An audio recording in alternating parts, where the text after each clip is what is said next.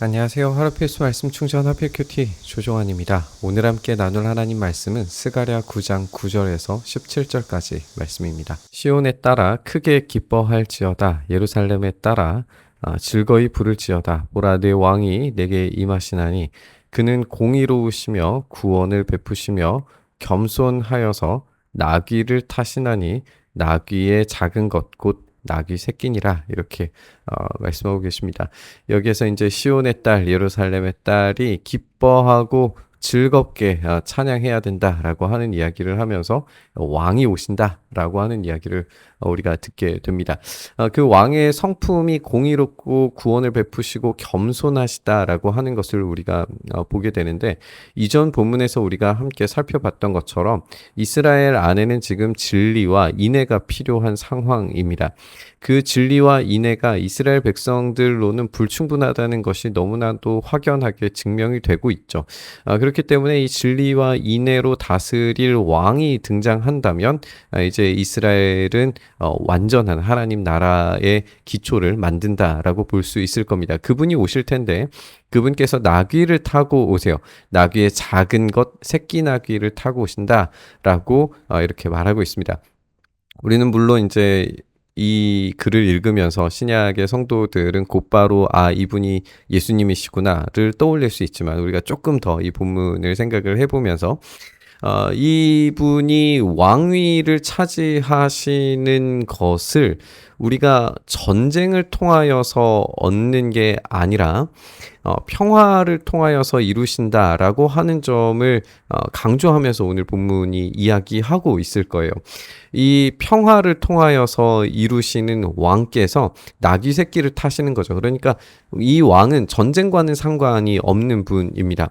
그 기준을 완전히 새롭게 하시는 분이신데, 그래서 새롭게 하시는 그 기준으로서 이스라엘을 통치하시고 다스리실 거예요. 이 새끼 나귀라고 하는 게 일단은 모든 첫째 난 것들 중에서 아무도 타지 않은 것은 왕에게 속해 있습니다. 아무도 타지 않은 것이 왕에게 속해 있기 때문에 지금 여기에서 작은 나귀 새끼를 탄다라고 하는 것은 그 왕의 합당한 권위를 주장하는 것이다 라고 읽을 수 있어요.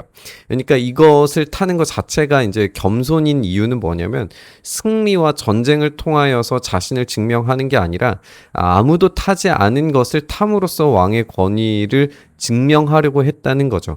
그러니까 이 나귀라고 하는 게 순종이라고 하는 의미도 담겨져 있는데, 하나님께 순종함을 통하여서 아무도 타지 않은 것을 탐으로써 왕의 권위를 획득하시는 모습을 우리가 보게 된다는 겁니다. 그래서 어떤 군사적 긴장과 기적이나 이적을 통하여서 왕권을 획득하시는 게 아니라 이런 겸손한 순종을 통하여서 왕권을 획득하신다라고 하는 점에서 그분의 겸손이 증명된다라는 논리인 거예요. 그것을 예수님께서 보여주신 거죠. 어떤 기적이나 전쟁을 통하여서 승리함을 통하여서 왕권을 획득하신 게 아니라 오히려 순종하심으로써, 새끼 나귀를 타셔서 겸손함으로써, 그 십자가를 온전히 지심으로써 완전히 다른 방식으로 왕권을 증명하셨다라고 하는 거죠.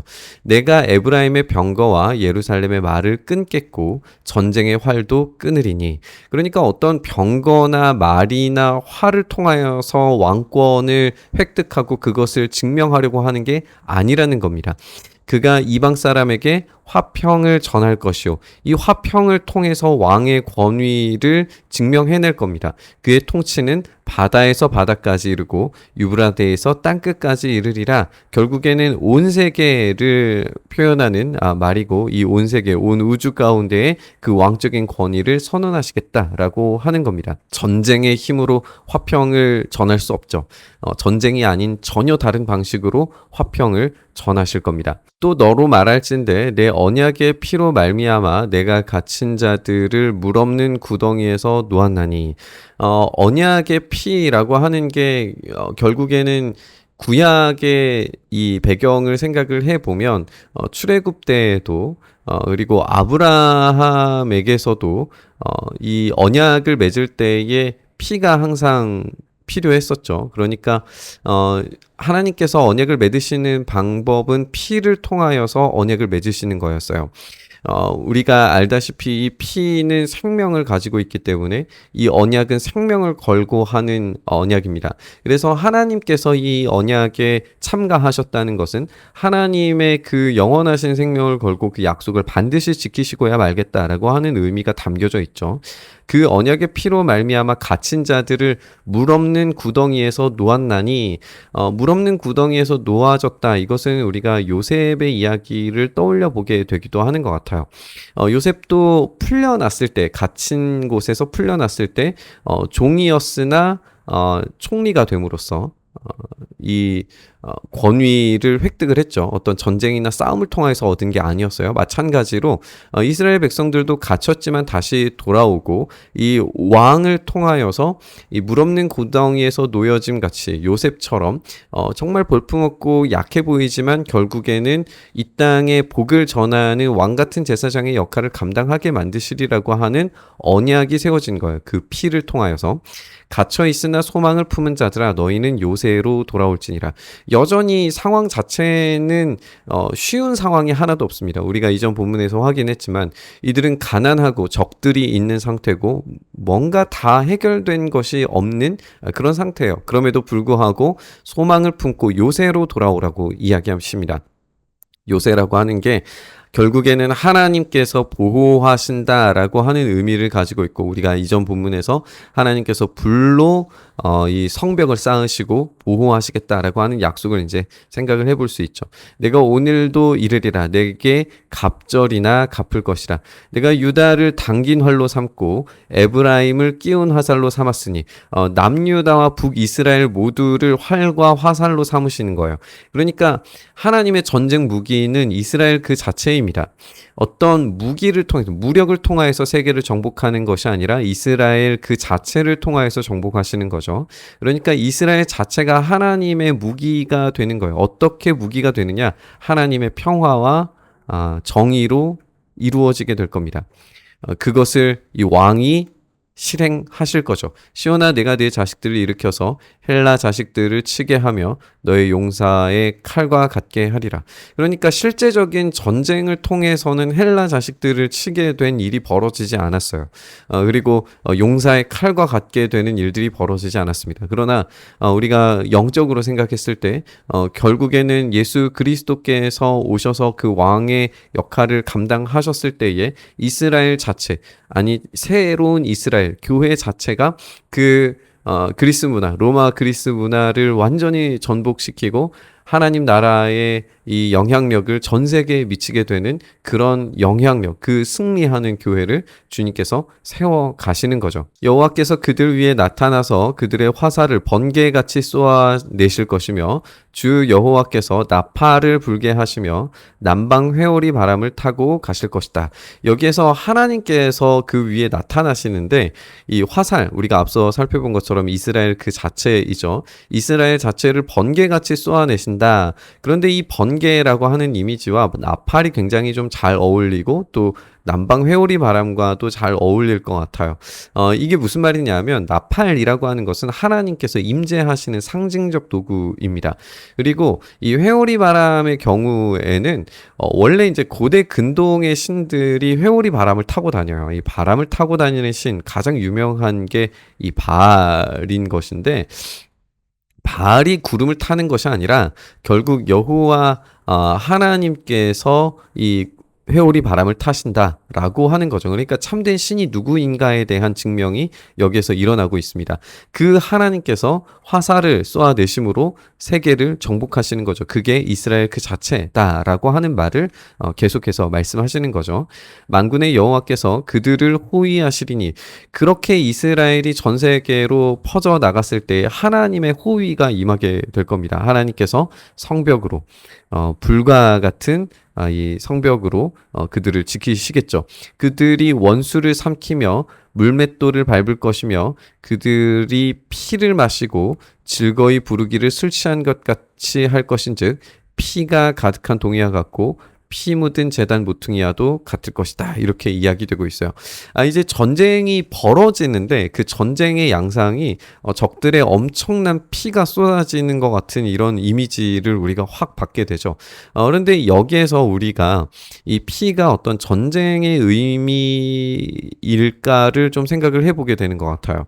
지금 전쟁으로 피를 마시고 이 피가 가득한 적들의 피를 막 마시고 취하는 그런 것과 지금 앞뒤 본문의 이야기와는 전혀 상관이 없는 이야기처럼 보여지죠. 근데 이게 언약과 관련되어져 있다면 이야기가 완전히 좀 달라질 거예요. 우리가 앞서서 이 언약의 피를 통하여서 하나님께서 승리를 주시고 이스라엘 자체를 무기로 삼으신다라고 했다면 여기에서 이 피를 마시고 피가 가득한 동이, 피가 묻은 제단 모퉁이 이런 것들이 언약을 맺는 방식이라고 우리가 생각을 해 본다면 이들과 전혀 완전히 새로운 관계가 설정되는 거예요.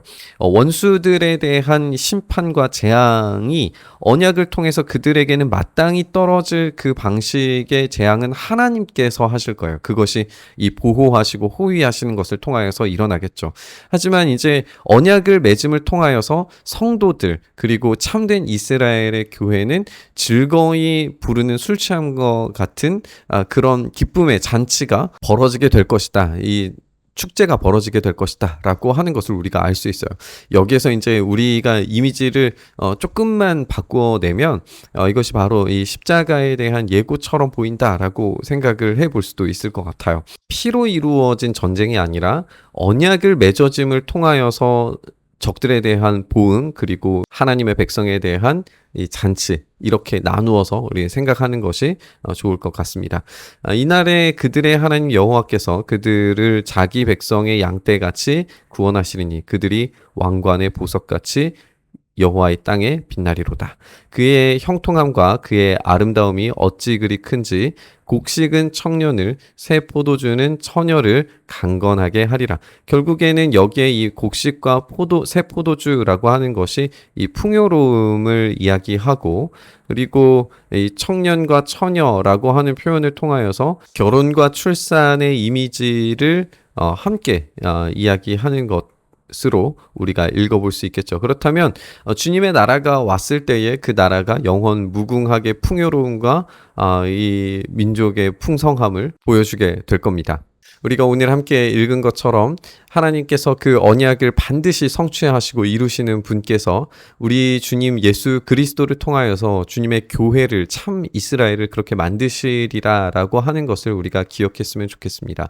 주님께서 반드시 그 일을 행하실 것이고 주님께서 그 일을 행하실 때에 우리 교회는 결코 넘어짐 없이 정말 주님의 영광스러운 그 풍요로움을 만끽하게 될 줄 믿습니다. 그때 우리에게 필요한 것은 우리의 참된 주인이신 예수 그리스도의 그 겸손하신 성품, 진리와 공의로 다스리시는 그 능력과 함께 우리도 마찬가지로 그 주인을 닮아서 그 정의와 진리 그리고 사랑과 화평의 삶을 살아내는 것이 그것이 교회 안에 구현되는 것이 참 중요한 일이라고 생각이 됩니다. 오늘 우리의 삶 가운데 그런 풍요로움이 그 언약의 약속이 이루어지기를 간절히 바라고 소망하면서 우리 묵상의 자리로 나아가시죠. 주님 그렇게 우리의 삶을 붙들어 주셔서 그 주님의 다스리심이 우리 안에서 온전히 경험될 수 있게 하여 주시옵소서.